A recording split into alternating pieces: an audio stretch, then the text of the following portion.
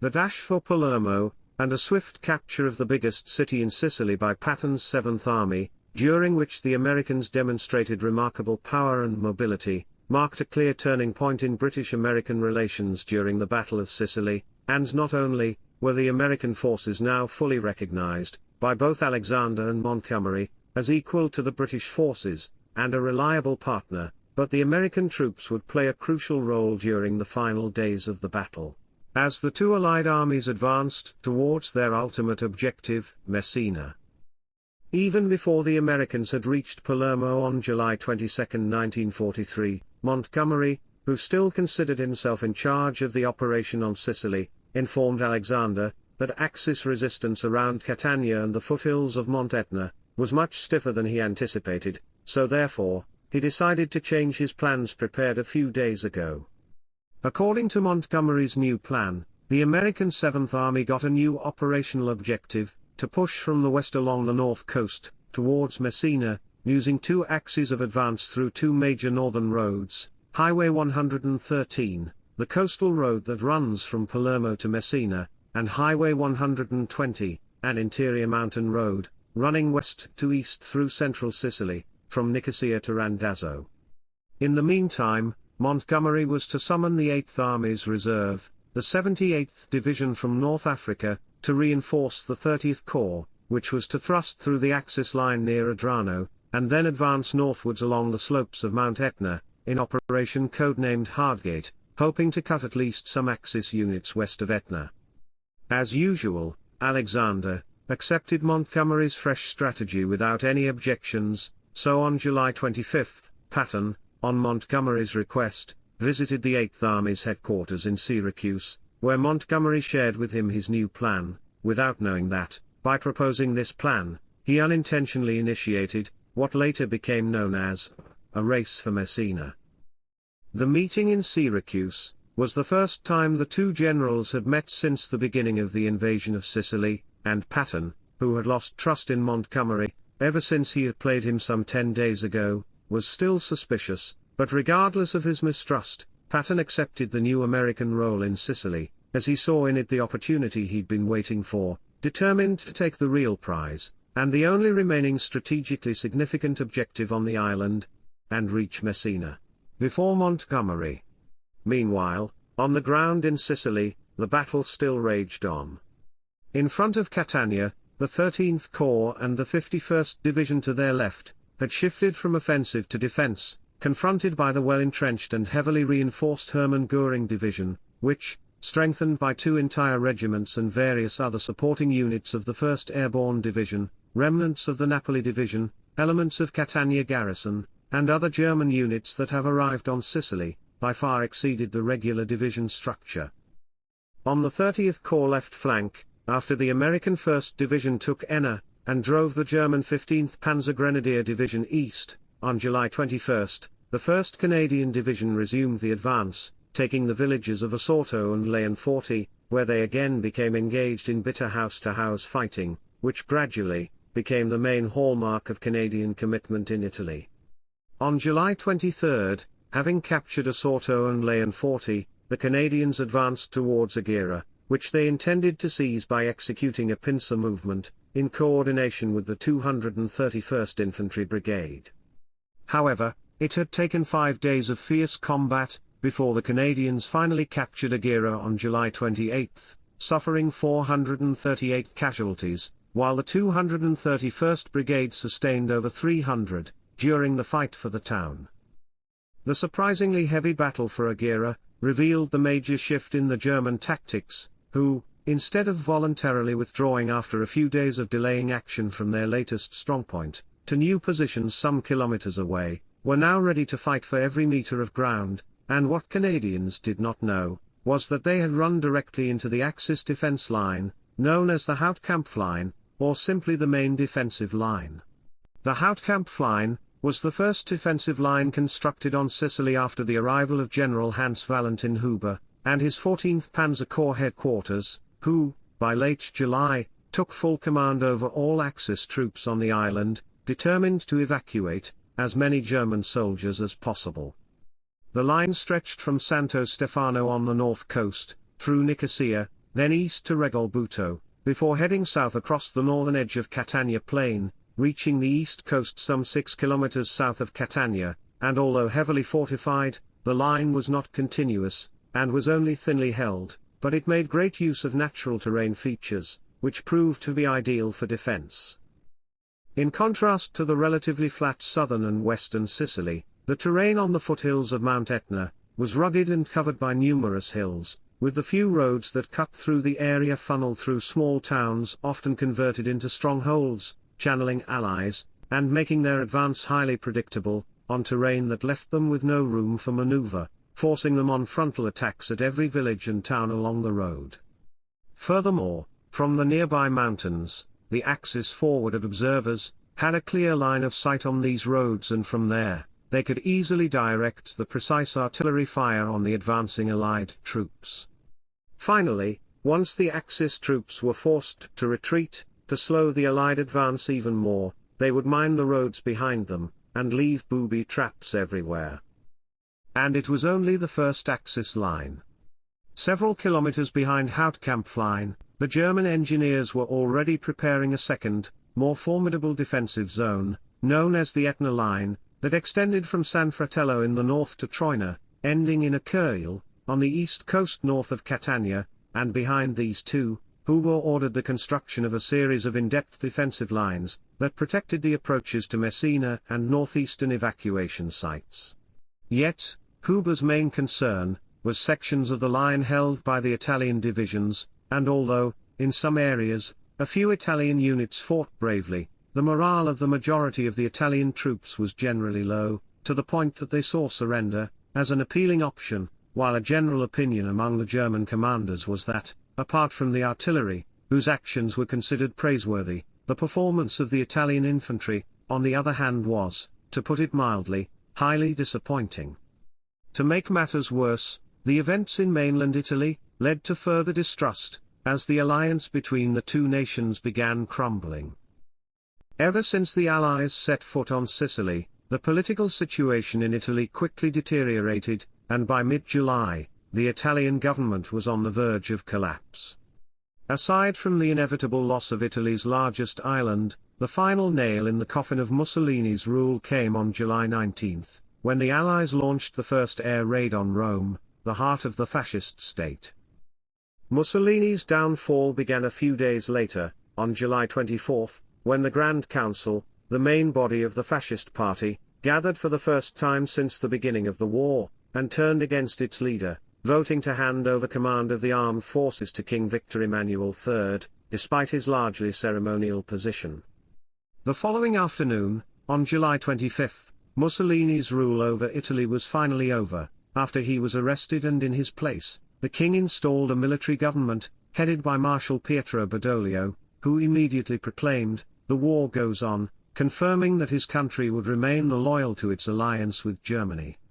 And though at first, the defense of Sicily was not directly affected by the events in Rome, over time, the tensions between the Axis partners became more apparent, ultimately causing the Italian divisions on the island to be divided and placed under German command. As a result, the battered Livorno division was divided between the 15th Panzergrenadier and Hermann Göring division, while the elements of the Aosta and Acerta divisions came under the command of the 29th and 15th Panzergrenadier divisions. On the other hand, the overthrow of Mussolini took the Allies by surprise as well, and while Churchill and Roosevelt worked to determine how best to take advantage of this unanticipated opportunity, and finally knock Italy out of the war, the Allied troops on Sicily still had a difficult task ahead.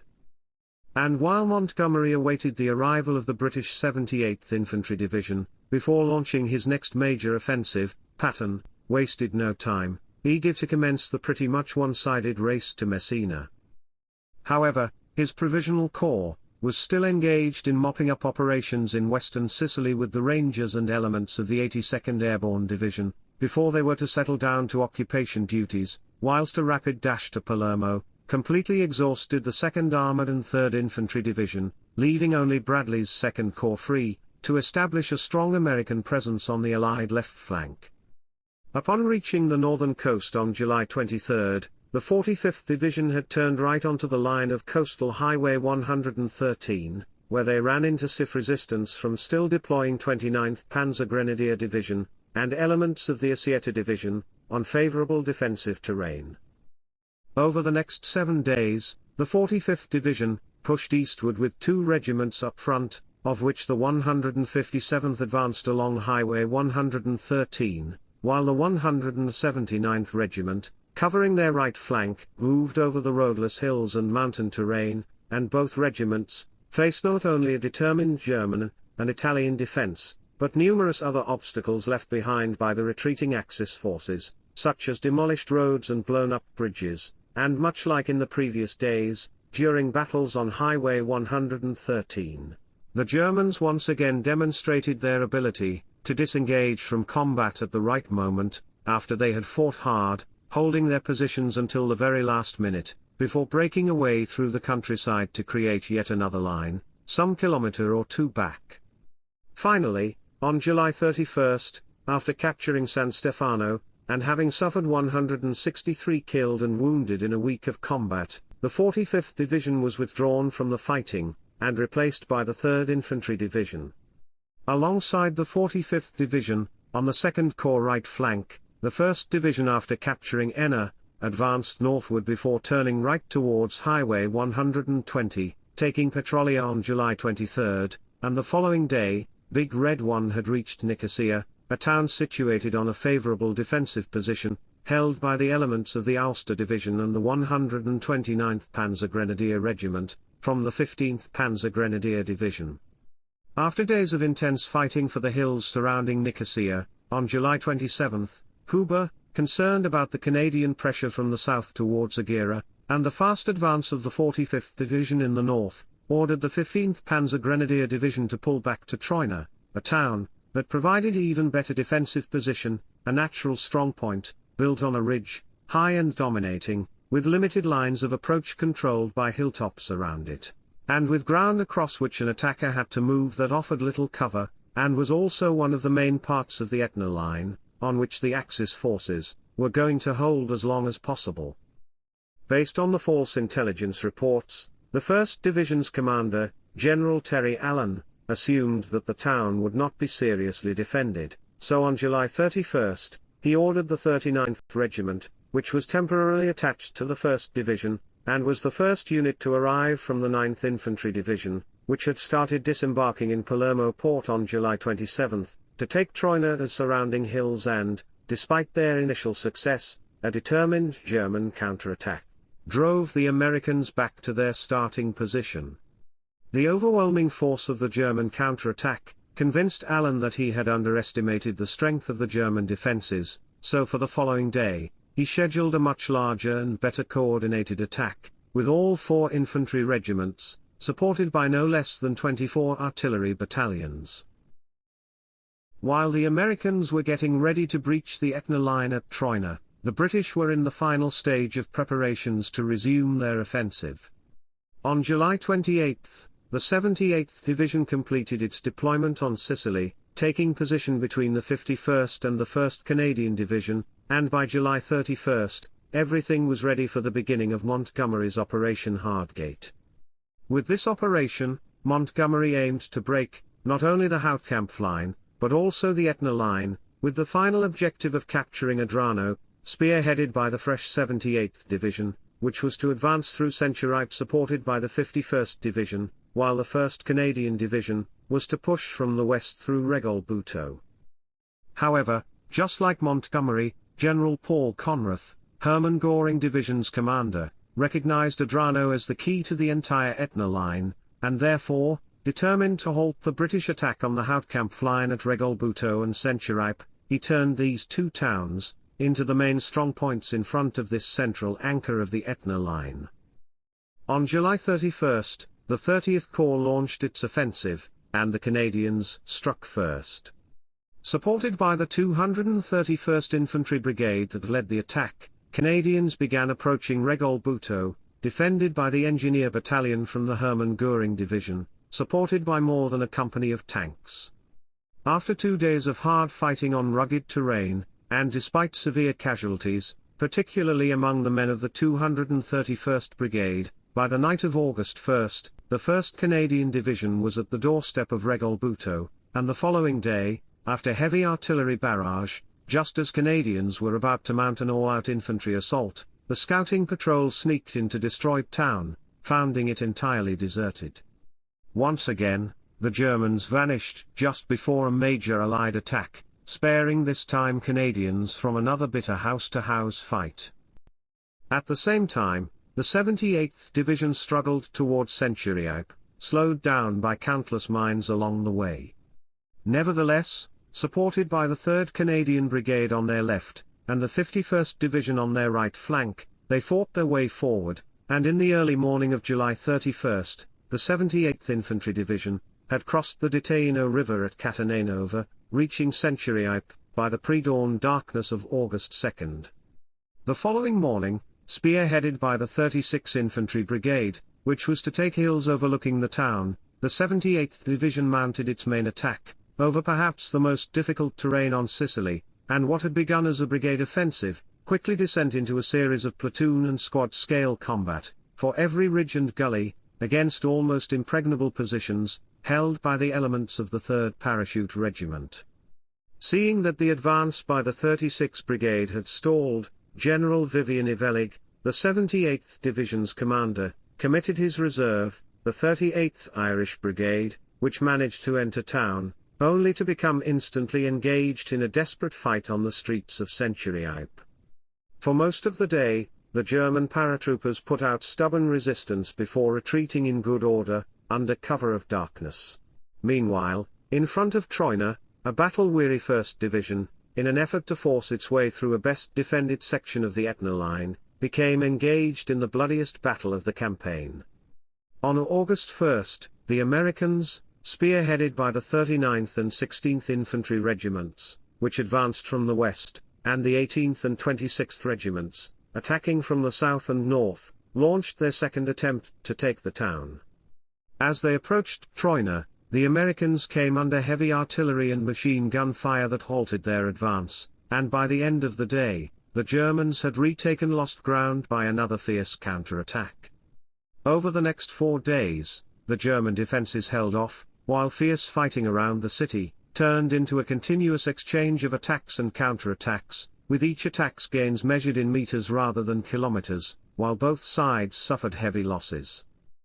However, as the 30th Corps made the breakthrough in the south, that endangered his left flank, and given that Kesselring, keen to avoid a repetition of the Tunisian disaster, on August 2nd, authorized a detailed evacuation plan of German troops from Sicily, forced Huber to abandon the Etna line and order his troops to pull back to the next defensive line, often called the Tortorici Line. Thus, after holding the American advance for nearly a week, and sustaining heavy losses, the 15th Panzer Grenadier Division, by daylight of August 6 abandoned Troina, and shortly after, the first patrols from the 16th Regiment entered the town reduced to rubble. Big Red 1 did not pursue retreating Germans aggressively, as they suffered severe casualties, having lost 1,600 men, in what is widely considered the toughest battle the Americans had fought since the First World War, and combined with losses suffered during battles at Gela, Enna, and Nicosia, the 1st American Division was no longer unit fit for combat and was replaced by the 9th Infantry Division, and at the same time, General Terry Allen and his deputy, Brigadier General Theodore Roosevelt, were relieved of their posts, under circumstances that remain controversial to this day.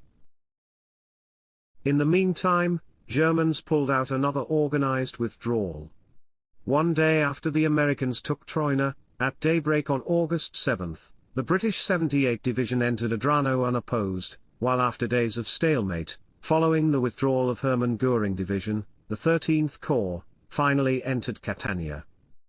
The last German unit to withdraw was the 29th Panzer Grenadier Division, which had successfully contained the 3rd Infantry Division along Highway 113, ever since it relieved the 45th Division in late July.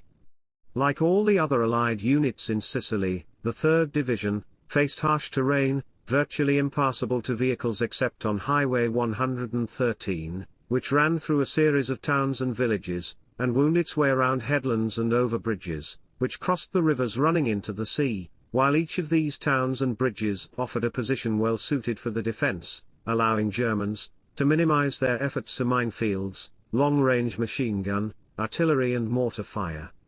Despite these obstacles, the 3rd Division pushed forward over this rugged coastal area, until August 1, when they were halted in front of San Fratello, turned by the Germans into a heavily fortified strongpoint.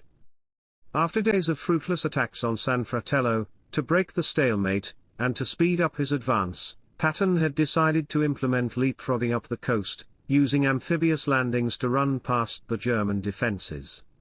However, the Navy could secure him only 10 landing craft of various types.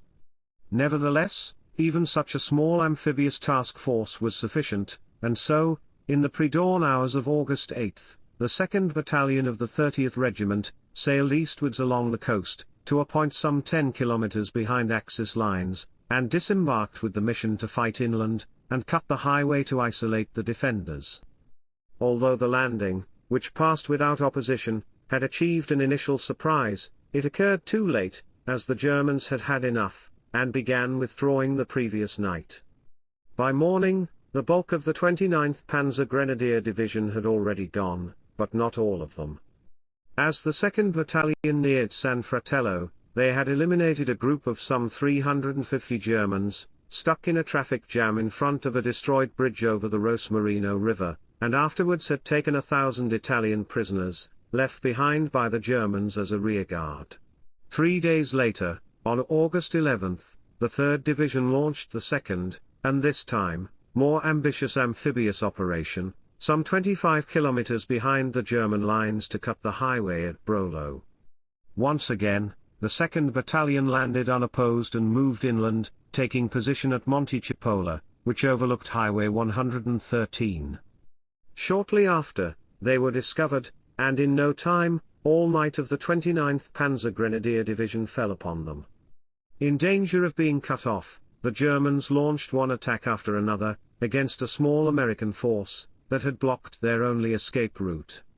The battle raged all day with heavy losses on both sides, until the 2nd Battalion remained isolated on the hilltop, without heavy weapons and the strength to prevent a successful German withdrawal. Fortunately for the Americans, who were on the verge of being destroyed, through the night, the Germans, in their rush to escape, largely ignored the few remaining defenders on the summit of Mount Cipolla, and when the 3rd Division eventually established contact with the 2nd Battalion, in the early morning of August 12, the 29th Panzer Grenadier Division had long gone, heading to Messina, where evacuation was by that time in full swing. For the past 15 days, Colonel Ernst Gunther Bod, commander of Messina garrison, and Gustav von Liebenstein, senior naval officer, appointed as commander of sea transport, worked tirelessly to organize the evacuation codenamed Operation Lehrgang. However, before any evacuation attempt, they had to collect sufficient craft to conduct the evacuation, and organize the defense of the straits. As a result, Bod placed numerous coastal guns and anti-aircraft batteries on each side of the Messina Straits, while Liebenstein gathered a few remaining ferries and many smaller boats that had survived Allied bombing undamaged. Nevertheless, despite constant air attacks on Messina area, by August 10, everything was ready for the beginning of Operation Lehrgang, and that night, the 1st Axis units crossed the straits to Calabria, while the following night, the 15th Panzer Grenadier Division began to evacuate from Sicily.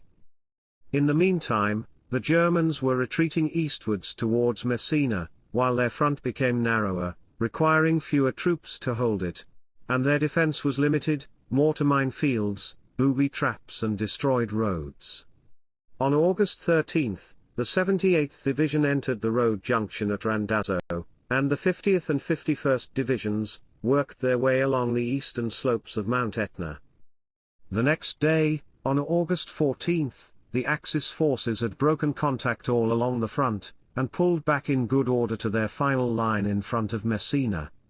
And while the Germans ferried more and more troops across the Messina Straits, Patton, eager to beat Montgomery in the race to Messina, staged another amphibious landing, this time with the 157th Regiment of the 45th Division, but by the time they had landed on August 15, the 3rd Division had already passed their landing zone, so the men from the 45th Division landed among friendly units. With the race for Messina now in full swing, on that same day, Montgomery launched his own amphibious operation, when he dispatched by sea, No. 2 Commando, supported by a few tanks that landed near Scaletta, but they encountered only a small German rearguard, that dispersed after a short skirmish. However, by then, very few German troops were on the island.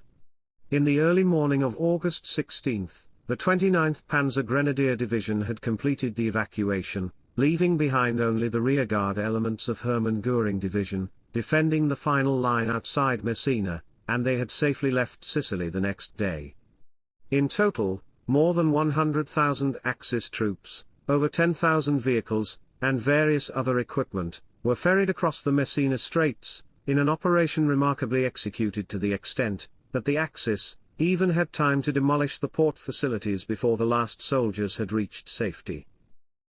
Finally, on the evening of August 16, the first Allied troops from the American 3rd Division entered the all but abandoned and ruined city, winning the race for Messina. At 10 a.m. the following day, on August 17, 1943, Patton arrived to make his triumphant entry, and at about the same time, the first British troops from No. 2 Commando entered the city. Patton's joy, however, would not last long, as shortly after the battle, he experienced numerous inconveniences that harmed his future military career, because of slapping a few shell-shocked soldiers, during his visit to a field hospital.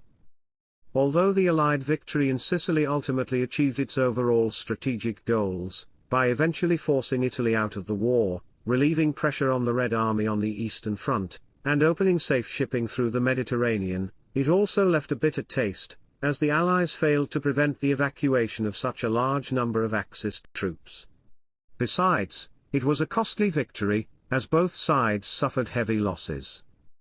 During 38 days of battle, the American 7th Army had 2,237 killed or missing, and 5,946 wounded, while the 8th Army suffered 2,062 killed, and 7,137 wounded, and the combined Navy casualties were 860 killed, and 895 wounded.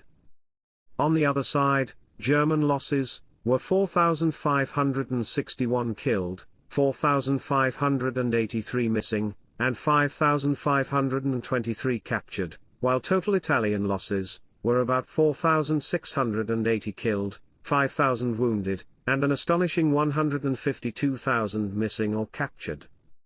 However, for the Allies, the experience gained during the planning and execution of the joint operation on such a large scale was priceless, and the lessons learned would be implemented in less than a month during Operation Avalanche, the landings on the Italian mainland, and especially the following year, during Operation Overlord.